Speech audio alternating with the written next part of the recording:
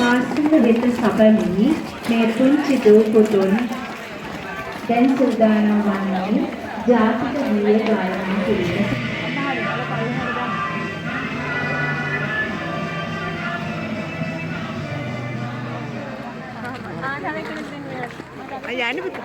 ගෞරවනීය ආරාධිත අමුත්තන් පෙරටු කරගෙන පාසලේ ගරු විදුහල්පතිතුමිය විසින් ඒ පුංචි දූ පුතුන් ශාලා වෙත ඉමහත් සෙනෙහසින් කැඳවාගෙන එනු ලබනවා. පුංචි දුවේ පුතේ ඔබට අද සුවිශේෂයි. ඔබ අද පානගෙන මේ අද දවස හෙට ලෝකේ ජය ගන්නට ඉමහත් ශක්තියක් වේවි. ඒ පාසල් මාතා වෙත පැමිණියා.